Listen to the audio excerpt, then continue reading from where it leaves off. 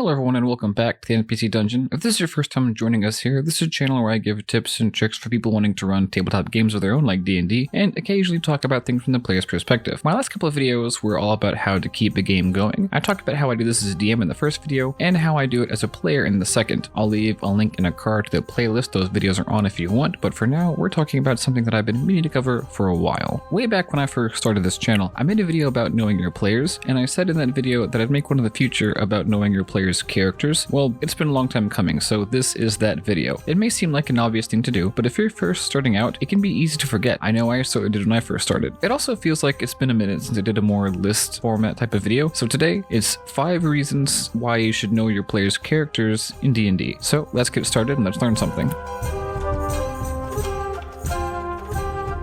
My first point is something that you can do before the game even starts. And if you've been following this channel for a while, you probably know what I'm about to say. Base the story around the PCs. Integrate their backstories and who their characters are with the story. In fact, I try not to even come up with anything in specific for the story beyond a loose concept before I have the characters. For example, I may know that I want to run a game in a gladiatorial arena style campaign, but I won't really think too far beyond that until I have the characters. Quick disclaimer here though, I will however consider the general, vibe of it, so my players kind of know what they're in for. Like, is it a dungeon crawl campaign, a mystery type campaign, what's the setting, etc. Because your players need to know what they're in for, and their comfort in the game is the most important thing. You can't have fun unless you're comfortable. And because it's useful for your players to have something to build off of when thinking about their characters and trying to plan for what they want to play in the campaign you're going to run for them. And to build off this example, let's say that you have a character who comes from a rich family. Maybe they're in the arena to represent their family in a big upcoming tournament. And even deeper, maybe there's some conspiracy involving the group that owns the arena that the character's family takes part in that they learn about later on. So those are a few ways you might go about doing this. One reason why you may do this is to keep your players engaged in the game. If every major plot point has something specific to the players, they will feel more like they are at center stage and are the center of attention and of the campaign, and will, at least in my experience, be much more likely to push things forward. Everything also feels much more interactable now, so your players may feel much more encouraged and much more empowered to interact with and engage with the world, with the characters, with the NPCs, and like I've discussed before on this channel, that goes a long way in keeping the game going. But basing the story around them doesn't have to stop when the campaign begins. Introducing details from the backstories and even from previous encounters is a great way to keep the campaign going and to keep your players engaged. For example, if one of your players is looking for a missing family heirloom or an artifact of some kind, they may encounter a clue as to where it is during one of their missions of the campaign, or another person who wants to find it as well. This NPC can become a rival, an ally, or really anything in between. For another example, if the party meets an NPC they soon become attached to, they might uncover some dark secrets that the NPC has, or maybe the NPC gets kidnapped and it's up to the players to find them. This keeps them engaged in a very specific way. In short, it gives them a hook, a reason to engage with the story and to act. I try to make sure all of my players have some kind of character-based hook whenever they start a new arc of the story, and it doesn't have to be something super fancy. If the PCs have bonded throughout the campaign, the hook could simply be something related to one of them, and the rest work together because they care about that character. Another reason to know your PCs rolls right down to knowing what they're good at. If you know what they're good at, you can plan encounters around this so that your players have time to shine and have skills that match up with the specific challenge that you have placed before them. For example, if you have a sneaky rogue and the players have to go to a dungeon, maybe make a certain part of that dungeon filled with hostile NPCs, so this rogue has the option to sneak around and scout ahead. Keyword being option. They may not, and that's fine too. Like I always say, don't just plan for one solution or one outcome. It will almost never happen that way. Maybe if the party has a very charismatic character, they may talk their way through, or if they're all just big brawny fighters, they could just fight their way through. That's always an option as well. On the exact opposite side of this, however, knowing your PCs also allows you to know what they are not good at. Knowing this helps you avoid a lot of the drag that can occur when making checks. A failed check is never a good reason to stall a game. For example, if you don't have any spellcasters in the party, it may not be a good idea to have a bunch of magical traps that you have to use magic to find or disable them. But that also falls back to having multiple solutions and being able to adapt as necessary. With the trap example, you might have a way to get around it, a physical means of disabling it, some way to destroy it, and even a way to set it off and run through really quickly while it's resetting. And your players will probably do none of those, but again, we don't plan these alternatives so that we have other ideas. We do it so that we can pull from those ideas when the unexpected does happen. And lastly, kind of putting those last two reasons together, knowing what the PCs are good at lets you make challenging but doable combat and encounters. Knowing how much HP your players have, what spells they have access to, how much damage they can do on average, what level they are, how many attacks, bonus actions, etc. they have, can all help help you build a powerful boss that has the HP to take a hit, has the potential to wound the PCs without killing them, and have just enough actions to keep up with the players, but not so much that they wipe them out in one turn. It helps to have a copy of your players' character sheets, or if you're like me and you record this stuff in a note instead of on a specific sheet, to have access to that note. It helps you review their characters whenever you're planning combat or building a monster, just so that you can keep all of this in the back of your mind. And that's it for today. I really hope that you enjoyed this video, and I hope that you learned something from it. If you liked it, feel free to leave a like and subscribe if you really liked it and want to know when I release a new video. I release new videos on Fridays, about 2 to 7 short videos every week, and a new pixel art piece every other day. Thanks again for watching. Come back next Friday where I'll talk more about plot twists. I've been kind of giving a lot of examples lately about plot twists, and I made a video a while back about how not to do them. I'll leave a link in a card, obviously. So I think I'm a bit overdue for a video on tips for how to do them. And as always, of course, until next time, let's learn something.